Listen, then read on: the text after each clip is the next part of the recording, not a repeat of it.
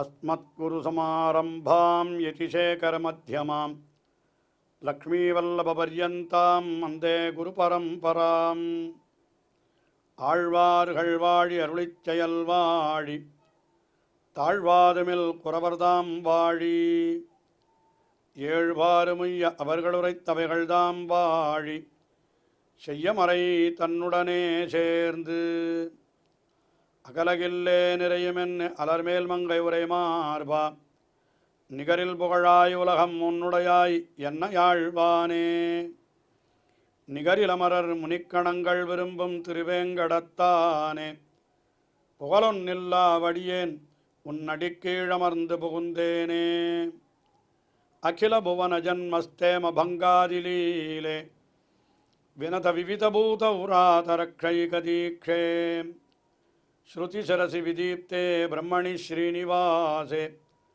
பவது மம பரஸ்மின் ஷேமுஷி பக்திரூபா. श्रीमान् वेङ्कटनाथार्य कवितार्किककेसरी वेदान्ताचार्यवर्यो मे सन्निधत्तां सदा हृदि. திருவேங்கடமுடையானுடைய தயை என்கிற திருக்கல்யாண குணத்தை தயா தேவியாக உருவகித்து மிக அற்புதமான ஸ்லோகங்களை அருளிச் செய்துள்ளார் வேதாந்த தேசிகன். தயா சதகம் என்றே வழங்கப்பெறுகின்ற இந்த அற்புதமான ஸ்தோத்திரத்திலே ஒவ்வொரு ஸ்லோகத்திலேயும் மிக மிக அழகான கருத்துக்களை அருளிச் செய்கிறார். முதல் ஸ்லோகத்திலே அந்த எம்பெருமானுடைய தயை என்கிற ஒரு குணமே ஒரு கருப்பஞ்சாறு போல ஒரு ஆறாக பெருகி அது அப்படியே ஒரு மலையாக இறுகி உள்ளது. எப்படி கருப்பஞ்சாறு இறுகினால் கற்கண்டாகுமோ அதுபோல் திருவேங்கடமுடையானுடைய தயை அது அப்படியே ஆறாக பெருகி இறுகி அது மலையாக இருக்கிறது என்கிறார். அப்படி பார்த்தால் என்ன தெரிகிறது? திருவேங்கட மலை என்கிறதே தயையினுடைய வடிவந்தான் என்று இப்படி அழகாக முதல் ஸ்லோகத்திலேயே மிக அற்புதமான கருத்தை தெரிவித்த வேதாந்த தேசிகன் தொடர்ந்து முதலிலே ஆச்சாரியர்களை துதித்து அவர்களை முன்னிட்டு கொண்டு ஆழ்வார்களை துதித்து அந்த ஆழ்வார்களை முன்னிட்டு கொண்டு மகர்ஷிகளை முனிவர்களை நமக்கு இதிகாச புராணங்களை வழங்கின முனிவர்களை துதித்து அதற்கு பிறகு இப்பொழுது 5வது ஸ்லோகத்திலே அந்த எம்பெருமானுடைய சேனை முதன்மையார், அதாவது எம்பெருமானுக்கு அடுத்தபடியாக பிராட்டிமார்கள் என்று சொன்னாலும் அந்த பிராட்டிக்கும் அடுத்தபடியாக இருப்பவர்கள் யார் என்றால் அந்த சேன முதலியார் என்று சொல்லுவார்கள். சேனைக்கெல்லாம் முதன்மையானவராக இருக்கிறபடியினாலே அவருக்கு சேனை முதலியார் என்று பெயர். அவர்தான் விஸ்வக்சேனர் என்று சொல்லப்படுகிறார். அப்படிப்பட்ட விஸ்வக்சேனரை இந்த 5வது ஸ்லோகத்திலே துதிக்கிறார்.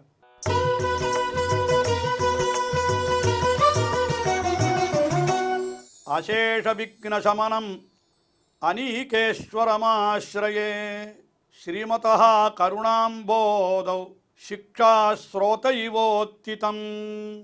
சேனை முதலியாருக்கு 2-3 பெருமைகளை சொல்லுகிறார் இந்த இடத்திலே. அவருக்கு முதல்ல என்ன பெருமை என்னால் அசேஷ விக்ன சமனம், எல்லா விக்னங்களையும் போக்கக்கூடியவர். எந்த ஒரு காரியத்தை ஆரம்பித்தாலும் அந்த காரியத்திற்கு ஏற்படக்கூடிய தடைகளையெல்லாம் போக்கக்கூடியவர் யார் என்றால் இந்த சேனை முதலியார் தான். அதனால்தான் ஸ்ரீ வைஷ்ணவர்கள் எந்த ஒரு காரியத்தை செய்ய தொடங்கினாலும் கூட, அதாவது ஒரு சுபகாரியங்கள் உபநயனம் சீமந்தம் கல்யாணம் அல்லது கிரகப்பிரவேசம் என்று எந்த காரியத்தை செய்தாலும் முதலிலே என்ன பண்ணுவார்கள்? பிராரிப்சிதஸ்ய கர்மணா நிர்விக்ன பரிசமாப்தியர்த்தம் ஆதௌ விஸ்வக்சேன பூஜாம் கரிஷ்யே. நாம் எடுத்துக்கொண்ட மேற்கொண்ட காரியம் எந்தவித தடங்களும் இல்லாமல் நடைபெற வேணும் என்பதற்காக முதலிலே விஸ்வக்சேன பூஜையை செய்கிறோம் என்று சொல்லுவார்கள். ஆனால் பிறர் அதை விக்னேஸ்வர பூஜை என்று வேறொருவருக்கு செய்கிறார் என்றால் அதற்கு காரணம் என்ன என்று நாம் சற்று ஆராய்ந்து பார்த்தால் இந்த விஸ்வக்சேனருடைய பரிவாரங்களிலே ஒருவராக அந்த கஜானனர் என்ற ஒரு விக்னேஸ்வரர் சொல்லப்பட்டிருக்கிறார். அவர் இவருடைய பரிவாரமாகினாலே அவரை பூஜிப்பது என்று சில பேர் வைத்து கொண்டிருக்கிறார்கள். அதுவும் கூட முடிவில் இவருடைய பரிவாரமாகினாலே அந்த கஜானனரும் கூட இவருக்கே வந்து சேருகிறது என்று கூட நாம் கொள்ளலாம். அது ஒரு பக்கம் இருக்கட்டும். ஆக இப்போது அதை சொல்லுகிற பொழுது நாம் அந்த விஸ்வக்சேனருக்கு பூஜை செய்கிற பொழுது கூட என்ன சொல்லுகிறோம்? அந்த ஸ்லோகம், அவரை பற்றின ஸ்லோகம். அவர் எப்படிப்பட்டவர்? சுக்லாம்பரதரம் விஷ்ணம் சசிவர்ணம் சதுர்புஜம் பிரசன்னவதனம் தியாயேத் சர்வ விக்ன உபசாந்தயே என்று, சர்வ விக்ன உபசாந்தையே, எல்லா விதமான விக்னங்களும் போக வேண்டும் என்று நாம் யாரை வணங்குகிறோம் என்றால் அவரை வணங்குகிறோம் என்று அவரை சொல்லுகிறார்கள். அதான் அவரை சொல்லுகிற போது சதுர்புஜம், 4 திருக்கரங்களை உடையவராயிருக்கிறார், அவர் வெண்மையான வஸ்திரத்தை அணிந்தவராயிருக்கிறார் என்று இதெல்லாம் விஸ்வக்சேனருக்கு உண்டான விசேஷணமாக சொல்லப்படுகிறது. அதனால் மேலே ஒரு 100 ஸ்லோகங்களை அருளி செய்ய வேணுமென்னால் அதற்கும் தடங்கள் வராமல் இருக்க வேண்டும் அல்லவா? ஆயினாலே அவரை சொல்லுகிறார் என்று கூட நாம் கொள்ளலாம். அசேஷ விக்ன சமனம், எல்லா விதமான தடைகளையும் போக்குபவர் என்று அந்த விஸ்வக்சேனருக்கு ஒரு பெருமை சொல்லுகிறார். அதற்கு பிறகு அநீகேஸ்வரம், அநீக ஈஸ்வரம் என்னால் என்ன? அனைத்து சேனைகளுக்கும் இவர்தான் தலைவர். பகவானுடைய படைக்கலங்கள் என்னென்ன உண்டோ அத்தனைக்கும் இவர்தான் தலைவர். அநீகேஸ்வரம், அது 2 சொன்னார். 3வதாக ஒரு விஷயம் சொல்லுகிறார். அதுதான் இங்கே ரொம்ப முக்கியமான விஷயம். என்ன சொல்லுகிறார்னா, ஸ்ரீமதாக கருணாம்போதவ், அதாவது ஸ்ரீமானான எம்பெருமானுடைய கருணையாகிற கடல், அந்த கடலிலே இவர் ஒரு வாய்க்காலாக இருக்கிறார் என்று சொல்லுகிறார். வாய்க்கால் யார்? அந்த எம்பெருமான். கடல் என்கிறது பெருகுகிறது. இந்த கடலில் அங்கங்கே சில தனியான ஒரு வழிகளிலேயும் சிலது செல்லும் அல்லவா, அதை வாய்க்கால் என்று சொல்லுவார்கள். ஒரு பெரிய நதி அது பெருகிச்சுன்னா அப்படி வாய்க்கால் போல போகும். அது அந்த கருணையிலே ஒரு வாய்க்கால் தான் இது. எது என்னால் இந்த சேன முதலியார் இவர் என்ன சொன்னார். அது என்ன வாய்க்கால் என்று கேட்டால், சிக்ஷாஸ்ரோதைவ உத்திதம். சிக்ஷாஸ்ரோதா என்னால் என்னன்னா அதாவது சிக்ஷை என்னும் கால்வாய், தண்டனை என்கிற கால்வாய் என்று சொன்னார். அதாவது எப்பொழுதும் சேன முதலியார் கையில் ஒரு பிரம்பை வைத்து கொண்டிருப்பாராம். வேத்திரசாரா திருதண்டா வேத்திரம் என்னால் கையிலே ஒரு பிரம்பு வைத்து கொண்டு யார் யார் என்ன தவறு செய்தாலும் அவர்களையெல்லாம் தண்டிப்பது என்கிற அதிகாரத்தை அந்த எம்பெருமான் இவருக்கு கொடுத்திருக்கிறான். யாருக்கு? சேன முதலியாருக்கு எம்பெருமானே கொடுத்திருக்கிறான். யார் தவறு செய்தாலும் அவர்களை நீர் தண்டிக்க வேண்டும் என்று. ஆனால் எப்பொழுதும் அவர் கடுகடு என்று கையில் அந்த பிரம்பை வைத்து கொண்டு தான் இருப்பாராம் சேன முதலியார். அதனால் தண்டனை செய்வது என்கிற ஒரு கால்வாய் அந்த கருணையிலிருந்து புறப்படுகிறது என்ற சுவாமி. தண்டனையும் கருணையும் எப்படி ஒன்றோடு ஒன்று ஆகும் என்று கேட்டால், உலகத்திலே தண்டனை தருவது கூட அவர்களையும் திருத்தி நல்ல வழியிலே கொண்டு வருவதற்குத்தான். ஆகினாலே தண்டனை தருவதும் கருணையினுடைய வெளிப்பாடு தான் என்பதுதான் நம்முடைய ஆச்சாரியர்களுடைய ஒரு கருத்து. ஆஹா, தண்டனை கொடுப்பதன் மூலமாக அவனையும் திருத்தி கருணைக்கு இலக்காக்குகிறார்கள். அந்த காரியத்தை செய்பவர் யார் என்றால் சேன முதலியார். ஆகினாலே ஸ்ரீமதா கருணாம்போதோ, ஸ்ரீமானான எம்பெருமானுடைய அந்த கருணையாகிற கடலுக்கு ஒரு தண்டனை என்கிற ஒரு வாய்க்கால் போல இருக்கக்கூடியவர் சேன முதலியார். அப்படிப்பட்ட அந்த சேன முதலியாரை ஆசிரியே நான் அடைகிறேன், பற்றுகிறேன் என்று இந்த ஸ்லோகத்திலே அந்த சேன முதலியாரை கொண்டாடுகிறார். இதற்கு அடுத்தபடியாக சேன முதலியாருக்கு மேலே, அதாவது முதலிலே ஆச்சாரியர்கள், அவர்களுக்கு மேற்பட்டவர்களான ஆழ்வார்கள், அவர்களுக்கு முற்பட்ட காலத்தவர்களான முனிவர்கள், இப்பொழுது சேன முதலியார் என்று படிப்படியாக கீழிருந்து மேலே போனார். இப்போது சேன முதலியாருக்கு அடுத்தபடியாக இருக்கக்கூடியவர்கள் எம்பெருமானுடைய பிராட்டிமார்கள் ஸ்ரீதேவி, பூதேவி, நீலாதேவி ஆகியவர்களை அடுத்த ஸ்லோகங்களிலே பற்றுகிறார் வேதாந்த தேசிகன்.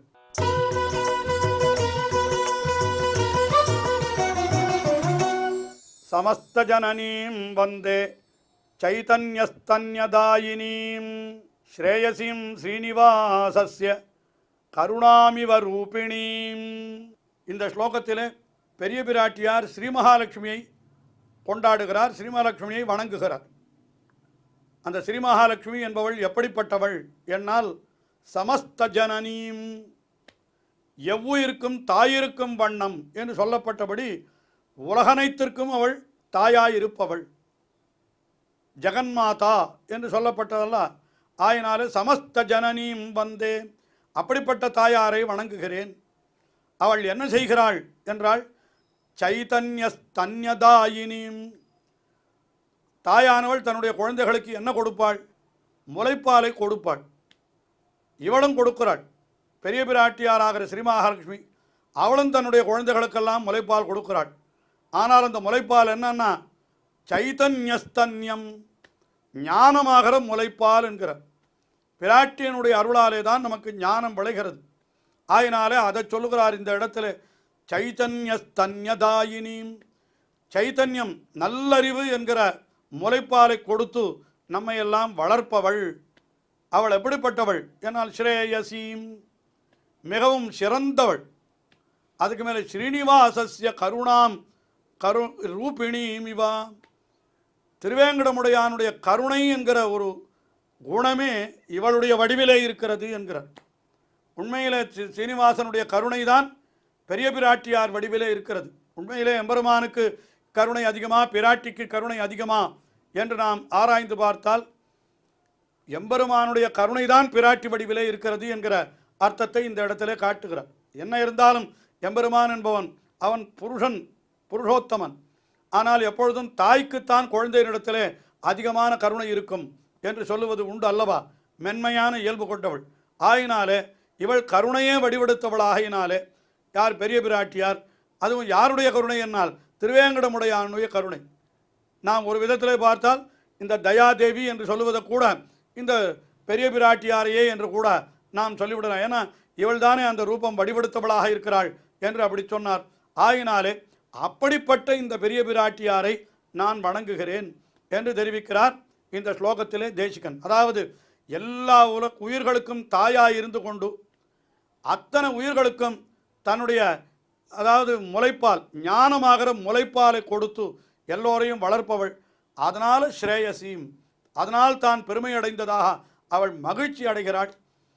அது எதனாலே செய்கிறாள் என்றால் அதுவும் கூட திருவேங்கடமுடையானுடைய ஒரு கருணை தான். அது அந்த கருணை இவள் வழியாக பெருகுகின்றபடியினாலே சீனிவாசனுடைய கருணையே வடிவெடுத்தவளாக இருக்கிறாள் இவளை என்று இவளை சொல்லுறார். அதாவது சீனிவாசனுடைய கருணை என்கிற குணமே இந்த பிராட்டியின் சிறந்த வடிவு கொண்டதோ என்று நாம் அப்படி நினைக்கும்படியாக இருக்கக்கூடியவள் அந்த பெரிய பிராட்டியார் என்று அந்த பெரிய பிராட்டியாருடைய பெருமையை சொல்லி முதலிலே பெரிய பிராட்டியாரை வணங்குகிறார் இந்த ஸ்லோகத்திலே.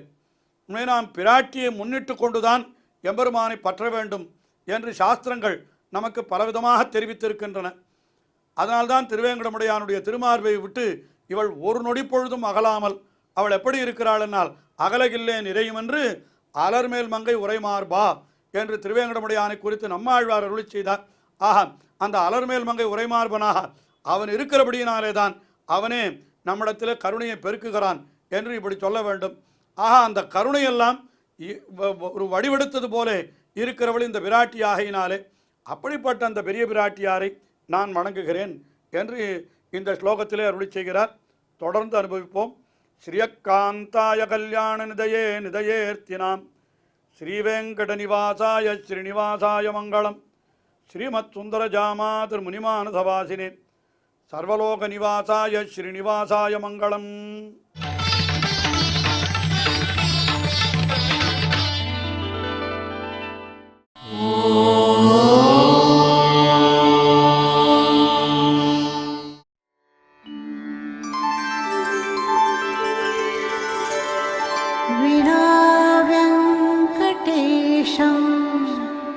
ननाथो ननाथः सदा वेङ्कटेशं स्मरामि स्मरामि. हरे वेङ्कटेश प्रसीद प्रसीद. प्रियं वेङ्कटेश प्रयच्छ प्रयच्छ.